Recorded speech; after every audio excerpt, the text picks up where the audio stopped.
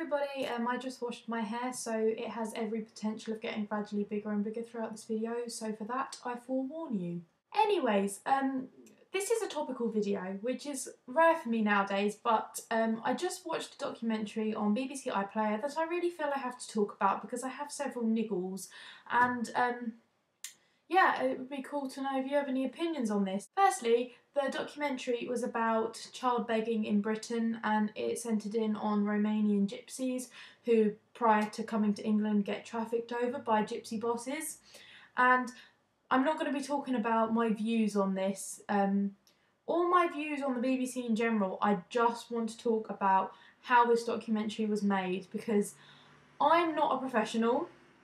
I watch a lot of documentaries and I'm very interested in the making of documentaries, but I've never looked at it from a professional point of view.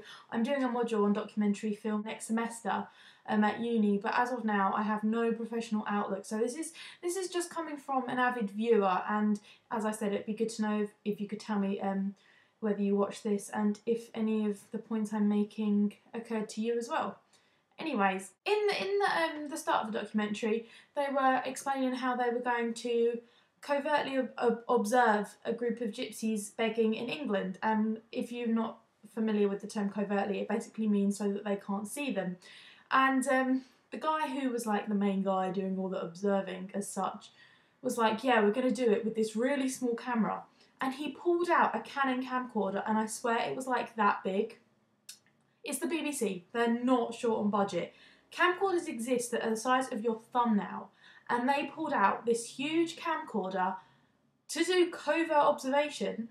And what makes it even more ridiculous is that later on, several times in the documentary, they are surprised and disappointed when the people they're observing see that they're being observed. How did they expect that to remain covert when they're holding this brick of a camera? I mean, if you ever watch, I didn't want to compare it to Channel 4, but if you watch Dispatches on Channel 4, which is like their controversial documentary programme as such, everything is so covert. Like, they have cameras in their collars so that they can film, like, from a actual perspective what's going on, and like the person couldn't even see the camera if they knew it was there. And yet the BBC, which supposedly this huge public sector broadcast, have got this brick of a camera to do covert observation. That's ridiculous. That's not even rocket science, and I don't know what they were trying to... The next thing that really bothered me was the voice dubbing. In this programme, they interviewed several Romanian people, and on other programmes and channels I've noticed that voice dubbing is done in a neutral voice. Sometimes it's even like a digitally remastered voice so that it doesn't convey a tone or any intonations, because obviously when you take part in verbal communication, a lot of the meaning is conveyed through tone as opposed to the actual words that are said. Stuart's ringing me, one sec. Hello? How are you? And it really seemed like they tried to match the tone of the voice, the pitch, everything like that, to what they thought the personality of the person they were interviewing would be like, which in my personal opinion is really unprofessional, and in a way it's subliminal messaging, and it was so blatant. Like, they were interviewing like a teenage girl, so obviously she was well spoken and she sounded worried and high pitched, and then they interviewed a gypsy boss, or an accused gypsy boss. They didn't even know he was definitely a gypsy boss. Well, they did kind of know, but he pleaded innocent, so they actually didn't know. And they gave him the most brash, common, like, rough-sounding Cockney accent you've ever heard. It wasn't a nice Cockney accent, it was a horrible Cockney accent. And that has implications, and I think it's absolutely despicable that they're trying to put those messages in your head as opposed to just letting you watch the programme and make the opinions for yourself. And it is argued by quite a lot of people that BBC only present one side of the story, and I do feel in this programme they did that so blatantly, like they didn't even try to hide it. The last thing that I thought was absolutely unacceptable was when the main guy who was doing the observing, went to talk to the people he was observing.